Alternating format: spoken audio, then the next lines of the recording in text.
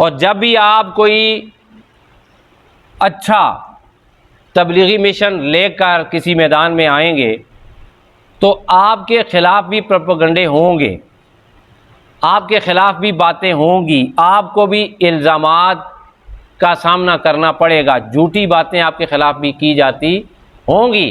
تو آقا علیہ الصلوۃ والسلام کے پیروکاروں کو یہ سمجھایا جا رہا ہے کہ کسی کی باتوں کی پرواہ نہ کریں، رب کائنات پہ توکل رکھ کے نبی کی سنت پہ چلتے رہیں، رب آپ کی مدد فرماتا رہے گا۔ نحمدہ ونصلی ونسلم علی رسولہ الکریم، اما بعد فاعوذ باللہ من الشیطان الرجیم، بسم اللہ الرحمن الرحیم۔ اللہم صلی علی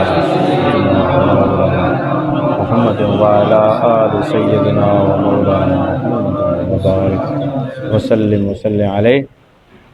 حاضرین محترم، ناظرین اور سامعین، دورہ تفسیر القرآن پارہ نمبر 18 رکوع نمبر 2 سورہ المؤمنون آیات 24، 25 اور 26، یعنی اس قرآن مجید سے ہم سب کو دین و دنیا میں فائدہ اٹھانے کی توفیق عطا فرمائے۔ آج کی جو 3 آیات درس کا حصہ ہیں، ان میں جو پہلی آیت ہے اس کا آسان ترجمہ اور تفسیر سماعت فرمائیں۔ فقال، تو کہنے لگے، الملأ، وہ سردار، الذین کفروا، جنہوں نے کفر اختیار کیا تھا، من قومہ، ان کی قوم سے، یعنی حضرت نوح علیہ السلام کی قوم کے کافر سردار یہ بات کر رہے تھے۔ یہ بات اللہ رب العزت نوح علیہ السلام کی قوم کی سرداروں کی بتا رہے ہیں کہ ان کی قوم کے سردار کیا کہہ رہے تھے۔ اس آیت کا پچھلی آیت کے ساتھ ربط، لنک اور تعلق کیا ہے؟ بھائی جو دوسرا رکوع شروع ہوا ہے سورہ المؤمنون کا، اس میں پہلی آیت میں اللہ تعالیٰ نے جو حضرت موسیٰ علیہ السلام کی تبلیغ کا ایک انداز تھا وہ بیان فرمایا۔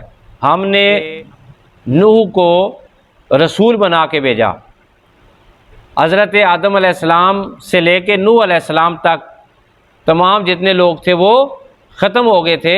اللہ پاک نے ان سے دوبارہ آدم علیہ السلام کی نسل کا سلسلہ شروع فرمایا اور پھر رسالت بھی عطا فرمائی۔ اب جب انہوں نے دعوت دی، کتنی دیر دعوت دی؟ بار بار دعوت دی۔ کتنے سال دی؟ 900 سال سے زیادہ دعوت دی۔ دعوت کے مقابلے میں، دعوت کے جواب میں کیا بات ہوئی؟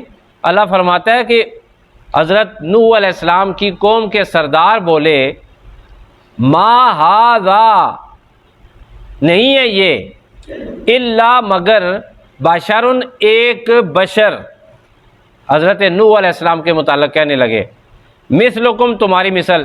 سرداروں کی بات ان کے پیروکار مانتے تھے، وہ اپنے پیروکاروں کو مزید گمراہ کر رہے تھے کہ یہ جو نوح ہے یہ ہمارے جیسے ہی ہے، یہ پیغمبر نہیں ہے، رسول نہیں ہے، نبی نہیں ہے اس سے۔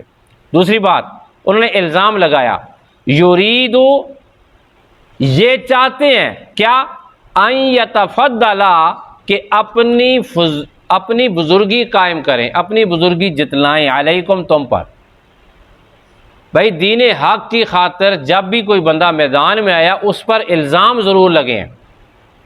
حضرت نوح علیہ السلام کے متعلق بھی اللہ تعالیٰ فرما رہا ہے کہ قوم نے کہا کہ یہ اپنی بزرگی چمکانا چاہتے ہیں۔ وَلَوْ شَاءَ اللَّهُ، تیسری بات، اپنی قوم کو گمراہ کرتے ہوئے سرداران کہتے ہیں، وَلَوْ شَاءَ اللَّهُ، اگر اللہ چاہتا کسی رسول کو بھیجنا، لَأَنزَلَ، تو وہ ضرور نازل کرتا، ملائکۃً، فرشتوں کو۔ یہ 3 باتیں کی انہوں نے۔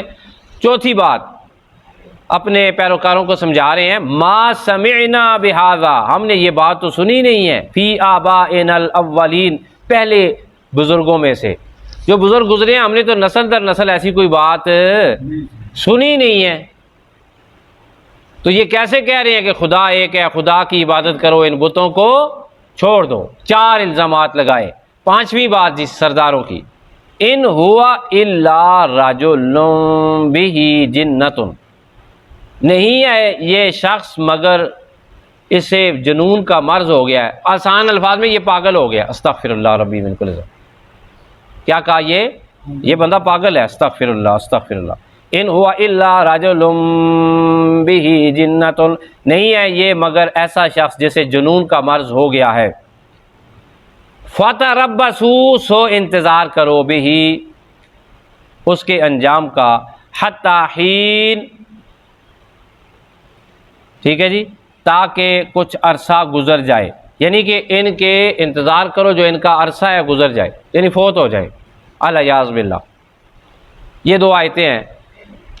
اب دیکھیں یہ ہم جب سورہ المؤمنون کی ابتدا کر رہے تھے تو اس وقت یہ بات سامنے آئی تھی کہ یہ جو مکی سورہ ہے اور یہ وہ دور ہے جب نیا نیا فتنہ مکہ میں شروع ہوا، نئے نئے مظالم زیادتیاں شروع ہوئیں، 6-7 سال کی تبلیغ آقا علیہ الصلوۃ والسلام کی موجود ہے اور ان کی طرف سے ظلم کا سلسلہ شروع ہو چکا ہے، مارنا داڑنا شروع کر دیا ہے، گھسیٹنا شروع کر دیا ہے کہ کیوں ان پر ایمان لے کے آ رہے ہو۔ تو نبی پاک صلی اللہ علیہ وسلم کو حضرت نوح علیہ السلام کی سیرت سنا کر رب کائنات حوصلہ دے رہے ہیں کہ اے محمد آپ ہمت نہ ہاریں، یہ پہلے بھی ایسی لوگ آئے ہیں، کئی گزرے ہیں جو پیغمبروں کو جھٹلاتے آئے ہیں، پیغمبروں پر الزام لگاتے آئے ہیں، یعنی آقا علیہ السلام کے متعلق بھی وہ کہتے تھے نا کہ یہ مجنون ہے اور کوئی فرشتے نازل ہوتے وغیرہ وغیرہ وغیرہ۔ تو یہ آقا علیہ السلام کو جو ہے وہ حوصلہ افزائی دی جا رہی ہے۔ دوسرے نمبر پہ ایمان والوں کو یہ بات بتلائی جا رہی ہے کہ جب بھی آپ دین حق کے لیے نکلیں گے اور جب بھی آپ کوئی اچھا تبلیغی مشن لے کر کسی میدان میں آئیں گے تو آپ کے خلاف بھی پروپیگنڈے ہوں گے، آپ کے خلاف بھی باتیں ہوں گی، آپ کو بھی الزامات کا سامنا کرنا پڑے گا، جھوٹی باتیں آپ کے خلاف بھی کی جاتی ہوں گی۔ تو آقا علیہ السلام کے پیروکاروں کو یہ سمجھایا جا رہا ہے کہ کسی کی باتوں کی پرواہ نہ کریں، رب کائنات پہ توکل رکھ کے نبی کی سنت پہ چلتے رہیں، رب آپ کی مدد فرماتا رہے گا، رب آپ کی مدد فرماتا رہے گا۔ میرے پیارے دوستو، تیسری آیت کریمہ اللہ تعالیٰ ارشاد فرماتے ہیں کہ میرے پیارے نوح نے پھر میری بارگاہ میں ہاتھ بلند کر دی، ایک دم نہیں، ہم ہمت ہار جاتے ہیں، ایک دم ہاتھ نہیں پھیلائے۔ 100 سال گزرا، ہم تو میرے خیال میں 2-4 دنوں میں ڈی موٹیویٹ ہو جاتے ہیں۔ اللہ تعالیٰ ہمیں حوصلہ عطا فرمائے، اللہ تعالیٰ ہمیں توکل عطا فرمائے۔ یہ ایمان کی کمزوری ہے، ایمان کی کمزوری ہے کہ جو ہم ہمت ہار بیٹھتے ہیں، ہمت نہیں ہارنی چاہیے۔ اللہ فرماتا ہے میرے نوح نے میری بارگاہ میں جب ہاتھ بلند کیے دعا کے لیے تو 900 سال کا عرصہ گزر چکا تھا۔ موٹیویشن کا عالم دیکھیں، حوصلے کا عالم دیکھیں، تبلیغ کا انداز دیکھیں۔ حضرت نوح علیہ السلام مسلسل اللہ کا پیغام پہنچا رہے ہیں، قوم کی طرف سے مسلسل الزام تراشیوں کا سلسلہ شروع ہے، تردید پہ تردید، رد کرتے جا رہے ہیں، جھٹلاتے جا رہے ہیں، ان کے خلاف معاشرے میں پروپیگنڈا پھیلاتے جا رہے ہیں کہ یہ مجنون ہے، یہ آپ نے ساری چیزیں پڑھ لی ہیں۔ ان کو کنونس کرنے کی کوشش کریں لوگوں کو کہ ان کی بات نہیں ماننی، حالانکہ انہیں چاہیے تھا سردار کہ وہ خود بھی ان کی باتیں مانتے اور اپنے پیروکاروں کو بھی کہتے ہیں کہ دنیا آخرت میں نجات ہے، نوح علیہ السلام کی بات مان لو۔ لیکن بدبختی اگر سر چڑھ کر انسان کے دل و دماغ پہ جادو دکھا رہی ہو تو پھر انسان کسی بھی صورت میں ہدایت کی طرف نہیں آ سکتا، وہ بھی نہیں آئے۔ اب دیکھیں اللہ تعالیٰ کی بارگاہ میں حضرت نوح علیہ السلام دعا کر رہے ہیں۔ قال، آپ نے عرض کی، رب انصرنی، اے میرے رب، آئے ہائے، اے میرے رب تو میری مدد فرما، تو میری مدد فرما۔ یار یہاں پر مجھے نا ایک بڑی زبردست قسم کی سیرت کی بات یاد آ گئی۔ آپ بھی دعا کرتے ہیں، میں بھی دعا کرتا ہوں، اور انبیاء بھی دعا کرتے ہیں۔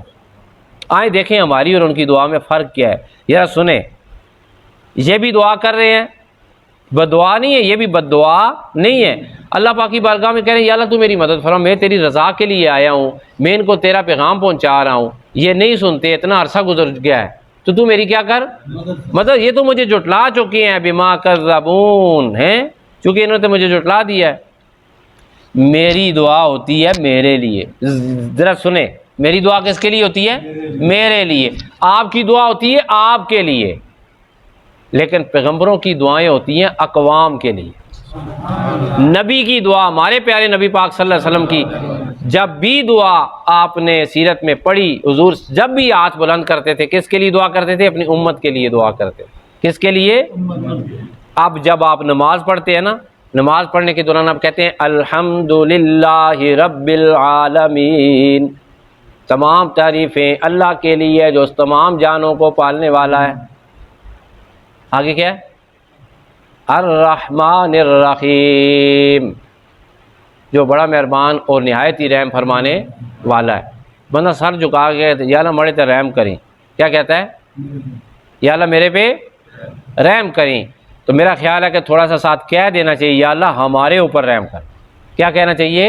اور بھائی خاندان کو شامل کریں دعا میں، اپنے دوستوں کو شامل کریں دعا میں، حضور کی امت کو شامل کریں دعا میں، پھر دیکھیں رب کیسے بیڑا پار فرماتا ہے۔ اکیلی دعا نہیں۔ آگے کو کون سی آیت ہے؟ مالک یوم الدین۔ جب انسان دیکھتا ہے، تصور کرتا ہے نا قیامت کے دن اللہ ہوگا، سخت دن ہوگا، انسان اپنے لیے کہتا ہے اس دن یا اللہ تو جو ہے وہ تو ہی ہوگا بادشاہ، دنیا میں تیرے لیے ہے، آخرت میں بھی بادشاہ تیرے لیے ہے، یا اللہ تعالیٰ میرے پہ رحم کرنا۔ ایسا کرتا ہے نا دل کہ یا اللہ مجھ پہ بھی رحم کرنا، میرے گھر والوں پہ بھی رحم کرنا، میرے دوستوں پہ بھی رحم کرنا، مصطفیٰ کی امت پہ بھی رحم کرنا۔ یہ دعا بڑے مزے کی ہے۔ یوں دعا کریں گے تو اللہ بھی خوش ہوگا، یہ اپنے لیے نہیں مانگ رہا، ساتھ اوروں کے لیے بھی مانگ رہا ہے، فرشتوں اس کی دعا کو میں قبول کرتا ہوں۔ تو یہ حضرت نوح علیہ السلام خدا کی بارگاہ میں ہاتھ بلند، قال، آپ نے عرض کی، رب انصرنی، اے میرے رب میری مدد فرما، بما کذبون، کیونکہ انہوں نے مجھے جھٹلا دی ہے، ریجیکٹ کر دی ہے۔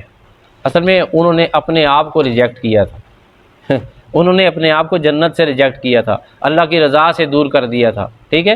اصل میں یہ ہوتا ہے۔ انشاءاللہ تعالیٰ کل کی آیات میں دیکھتے ہیں دعا کا جواب کیا آتا ہے، ٹھیک ہے جی۔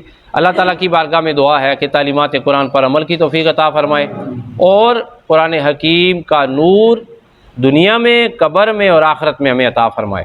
ایک دفعہ آمین کہہ دیں کہ یا اللہ ہم جو سبق روزانہ پڑھتے ہیں، جب بھی یہ سبق پڑھیں ہمیں بھی ثواب عطا فرما، اور ہمارے جتنے لوگ مر گئے ہیں ہم جب دعا کریں یا نہ کریں یہ سلسلے وار اور لگاتار یہ ثواب روزانہ ہمارے مرنے والوں کو ان کی قبروں میں عطا فرما اور ان کی مغفرت فرما۔